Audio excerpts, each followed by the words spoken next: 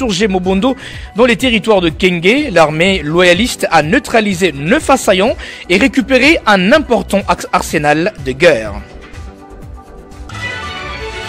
Et le gouvernement de la République démocratique du Congo, à travers le ministère de l'Intérieur, Sécurité, Décentralisation et des Affaires coutumières, vient de renforcer l'équipement de la police nationale congolaise en lui dotant d'un deuxième lot de 100 véhicules anti-émeutes. Bonjour et bienvenue dans ce journal, ouvrant en parlant de la situation sécuritaire dans la partie est de la République démocratique du Congo, en application des engagements pris lors de la récente réunion tripartite entre le Qatar, la RDC et le Rwanda. Les forces armées de la République démocratique du Congo prennent acte du retrait de l'AFC M23 de Walikale. Dans ce contexte, elles réaffirment leur engagement à ne pas mener d'actions offensives contre le groupe armé. Par ailleurs, les FARDC exhortent les Wazalendo à faire preuve de retenue et à s'abstenir de toute attaque. Suivez.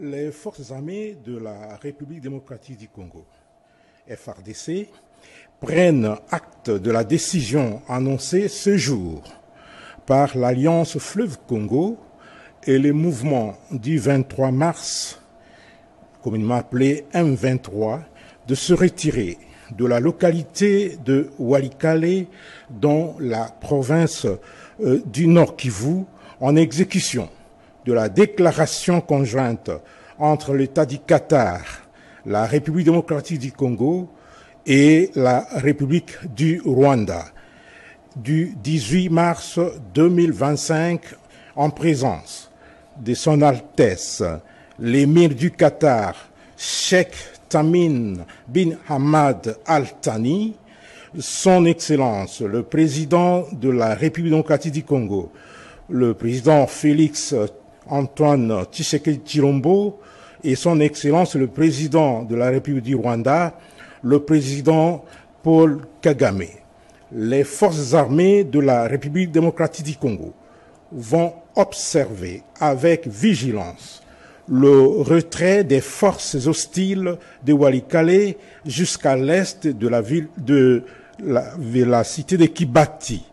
Les FARDC vont s'abstenir de mener toute action offensive contre les forces ennemies tout en enjoignant les forces d'autodéfense congolaises à en faire autant afin d'encourager la désescalade et la poursuite des processus de Luanda et de Nairobi et privilégier les discussions de paix et l'aboutissement des discussions récemment entamées à Doha au Qatar et à Washington d'ici aux États-Unis d'Amérique dans l'intérêt de la paix.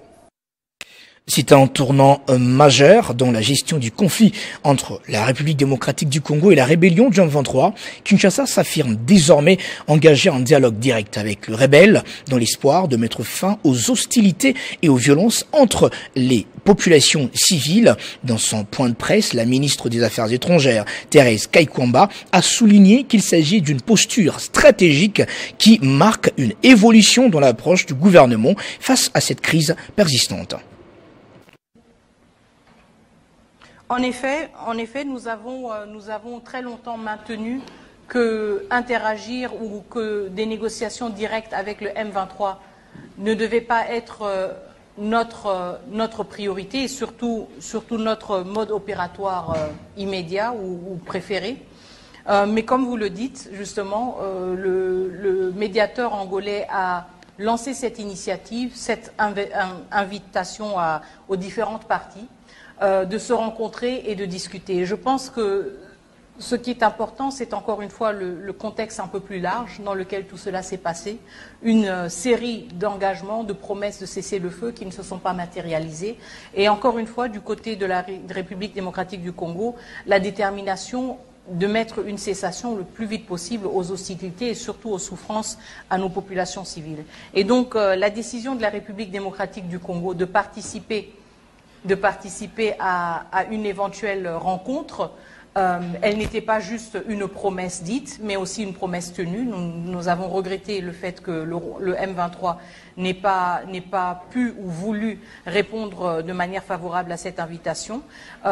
Et je pense que cela montre encore une fois qu'un conflit évolue. C'est tout à fait normal, un conflit évolue dans son intensité, dans son envergure, dans ses acteurs aussi, dans la posture des acteurs différents. Et nous sommes dans une logique justement de l'évolution du conflit, et la République démocratique du Congo, à ce moment précis, a estimé qu'il était plus opportun pour nous et surtout pour nos populations d'engager cette discussion directe avec le M23 si cela aurait pour répercussion justement une cessation d'hostilité, une cessation des violences contre nos populations civiles. Autre chose à présent, les consultations politiques en vue de la formation du gouvernement de l'Union nationale débutent ce lundi 24 mars à Kinshasa, conduites par le professeur Désiré Cachemire Kolongele-Bérande. Ces discussions rassembleront la majorité parlementaire, l'opposition, la société civile et diverses personnalités influentes. Objectif, aboutir à une gouvernance inclusive et participative dans le respect des principes fondamentaux de la nation. Un programme détaillé sera dévoilé dans les jours à venir. Jenny Kaembe. Alors que la crise sécuritaire continue d'épaiser sur les pays, pendant ces temps, le gouvernement de la République multiplie des stratégies en vue du rétablissement rapide de la paix dans la partie est de la République démocratique du Congo. Ce samedi, devant les acteurs du monde politique et social, le gouvernement a engagé une démarche de haute portée politique, celle de consulter des acteurs clés en vue de la formation d'un gouvernement d'union nationale. L'initiative traduit la volonté du chef de l'État, Félix-Antoine Tshisekedi Tshilombo, celle de vouloir unir toutes les forces pour affronter dans l'unité l'adversaire. Donnant effet à cette promesse du chef de l'État, nous avons l'honneur d'annoncer aujourd'hui le lancement de ces consultations politiques qui vont débuter le lundi 24 mars 2025 à Kinshasa. Prenant la parole à cette occasion, le directeur général des Télé 50, Jean-Marie Kassamba, a voulu avoir de l'éclairage sur le déroulement de ces consultations. Pourquoi les faire avant dialogue éventuel pour qu'à l'issue de ce dialogue, il y ait une participation des points de vue différents suivant les forces en présence. Pour sa part, Aïe Indambitio, coordonnateur de la dynamique des leaders politiques et communautaires de la Grande Orientale, a salué l'initiative. Il faut que tout le monde puisse se parler autour du chef de l'État pour que nous puissions. Je l'ai annoncé au sommaire que dans la province du Kwango, les forces armées de la République démocratique du Congo ont affronté un groupe d'insurgés Mobundo lourdement armés dans les territoires de Kenge. Après plusieurs heures de combat, les FARDC ont neutralisé 9 assaillants et récupéré un important arsenal de guerre. Côté loyaliste, un soldat a perdu la vie et 3 autres ont été blessés. Le calme est désormais revenu dans la région et l'armée appelle la population à une vigilance accrue pour prévenir toute nouvelle incursion. Les forces armées de la République démocratique du Congo se sont violemment affrontées à un groupe d'insurgés Mobundo qui étaient armés des armes de guerre dans le groupement Makengo, territoire de Kenge. Nous sommes dans la province du Congo. Le combat survenu Les forces armées de la République démocratique du Congo se sont violemment affrontées à un groupe d'insurgés Mobundo qui étaient armés des armes de guerre dans le groupement Makengo, territoire de Kenge. Nous sommes dans la province du Congo. Le combat survenu Et le gouvernement de la République démocratique du Congo, à travers le ministère de l'Intérieur, Sécurité, Décentralisation et des Affaires coutumières, vient de renforcer l'équipement de la police nationale congolaise en lui dotant d'un deuxième lot de 100 véhicules anti-émeutes de marque Traveler Force. Cette nouvelle dotation s'ajoute aux 50 premiers véhicules remis en août 2024. Sur un total de 250 commandés, la remise officielle de ces véhicules a été effectuée par les vice-premiers ministres et ministres de l'Intérieur, Jacques Chabani, au général Benjamin Alongaboni, commandant de la PNC. Par cette initiative, le gouvernement réaffirme sa volonté d'équiper la police des moyens logistiques nécessaires pour lui permettre d'accomplir efficacement sa mission de sécuriser les personnes et leurs biens. Vous avez un lot de 100 véhicules. Il faut en faire le dispatching dans les différents commissariats provinciaux de la République pour un bon usage, la mobilité de nos éléments de la police pour sécuriser le territoire, les populations et leurs biens, tels que voulus par le deuxième pilier du gouvernement, et la volonté du président de la République de voir ces populations bien sécurisées. Donc c'est à vous de faire le dispatching, que tous les commissaires provinciaux reçoivent leur lot. On a encore un lot de 100 véhicules qui est en train de venir. Les 100 autres véhicules vont servir à la partie est. En complément de cette dotation, la police a également réussi 600 boucliers électriques en polycarbonate transparent commandés en Afrique du Sud d'une épaisseur de 4 km et d'une charge de 120 volts. Ces équipements dissuasifs visent à renforcer les capacités opérationnelles des unités anti-émeutes.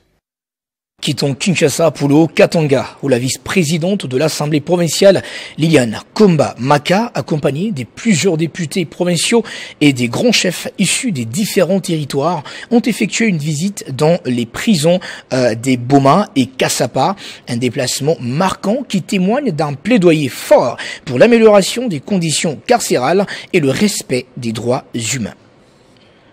À la prison des Boma, où s'entassent 435 détenus, dont 8 femmes, la situation est alarmante.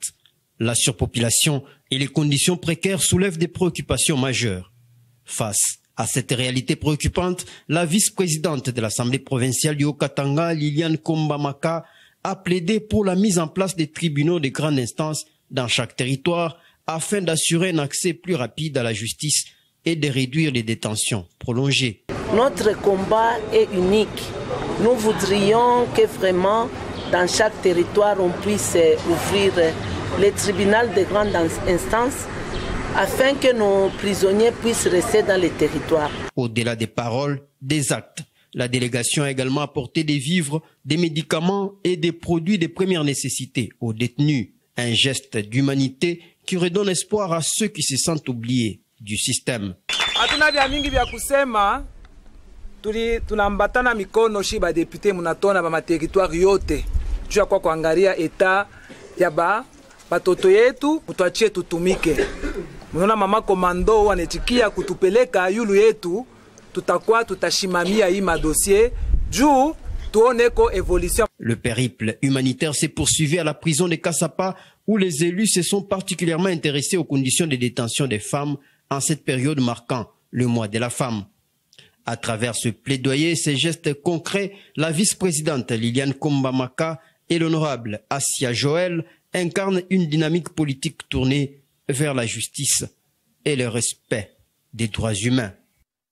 Parlons sécurité alimentaire. Dans ce journal, le footballeur international congolais Cédric Bakambu a été désigné par le ministre de l'Agriculture, Grégoire Mutombe, comme ambassadeur de la bonne volonté pour l'agriculture et la sécurité alimentaire en RDC. La cérémonie officielle de sa désignation a eu lieu hier samedi à l'hôtel Hilton à Kinshasa. Détail avec Héritier Ntambois.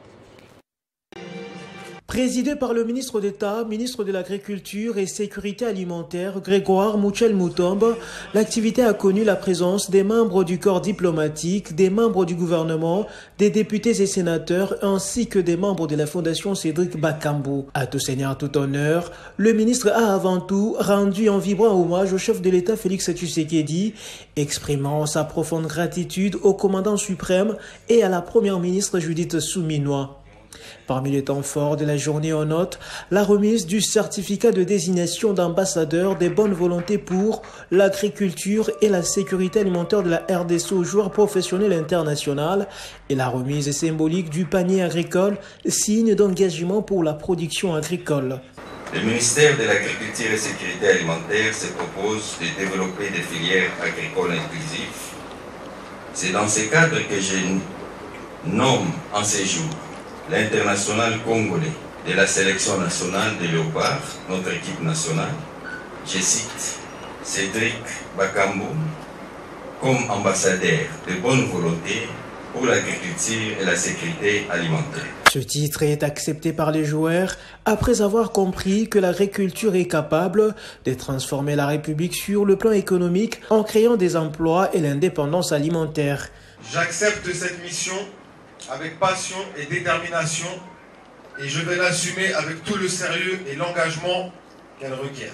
Tout porte à croire qu'à travers cette désignation, d'autres figures des pros pourront rejoindre la sensibilisation de la population à s'élancer dans l'agriculture, dans l'optique de mettre fin à la crise alimentaire en République démocratique du Congo. Et dans un sondage rendu public ce vendredi par l'Institut Le Point, l'opinion publique du chef de l'État, Félix Antoine Tshisekedi Tshilombo, a grimpé sensiblement au sujet de la lutte contre l'agression rwandaise. Parmi les 50 personnalités qui le accompagnent, les 50 qui ont eu part à son action, figurent la première ministre, Madame Judith Suminwa-Tuluka, Augustin Kabouya, Patrick Mouyaya et Jacques Kaboula. Et le parti politique Alliance des nationalistes pour un Congo émergent, ANCE, dirigé par le sénateur Norbert Katitima Basengezi, a tenu son congrès le 22 mars 2025 au lycée Chaumba, dans la commune de la Gombe. Cet événement a rassemblé de nombreux militants, cadres et invités, dont le professeur André Mbata, secrétaire permanent de l'Union sacrée pour la nation, pour une étape déterminante dans l'évolution du parti dans son programme d'action annuel. En ce mois consacré aux femmes, l'ANCE se démarque par son engagement envers un nationalisme éclairé. L'honorable Maombi Kachongo Sosten, président intérimaire, a salué les efforts déployés pour promouvoir ce patriotisme. Qu'il me soit aussi permis de vous saluer et vous adresser toute ma gratitude pour votre accompagnement et soutien pendant mon intérim à la présidence nationale de notre cher parti.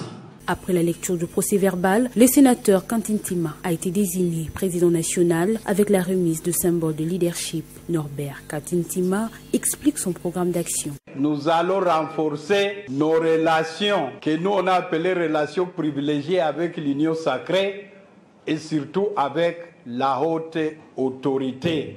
C'est d'implanter ce parti dans tous les coins et recoins. Et c'est dans ce cadre que je vous félicite aujourd'hui parce que nous avons lancé une opération, un jeune parti pour construire notre bureau. Et le bureau est au 3e niveau. On va l'inaugurer au mois de juin. L'ANCE a aussi reçu le soutien de son allié politique, l'Union sacrée, représentée par le professeur André Mbata. Haute autorité politique de l'Union sacrée de la nation m'avait confié la mission de redynamiser l'Union sacrée de la nation. Voilà les partis qui sont en train d'être redynamisés. Et cela arrange pratiquement le chef de l'État. Je suis donc très réjoui que ce parti s'aligne dans la vision, dans la grande vision de notre chef de l'État. La cérémonie s'est achevée dans une ambiance de fierté nationale et de détermination républicaine. Ce journal est terminé. Prenons le rappel de principaux titres. Les forces armées de la République démocratique du Congo, FARDC, prennent acte du retrait de l'AFC 123 de Walikale. Dans ces contextes, elles réaffirment leur engagement à ne pas mener d'actions offensives et exhortent le Wazalendo à faire preuve de retenue et de s'abstenir de toute attaque. Phénomène Mobondo dans le Congo, les FARDC ont affronté un groupe d'insurgés Mobondo dans les territoires de Kenge. L'armée loyaliste a neutralisé 9 assaillants et récupéré un important arsenal de guerre.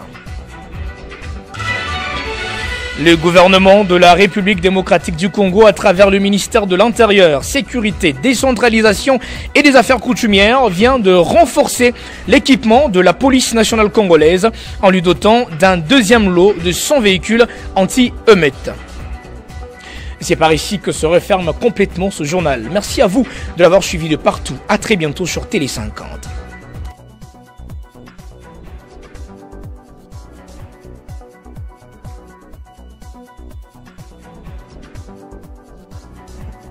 Retrouvez toute l'actualité en continu sur www.tele50.cb.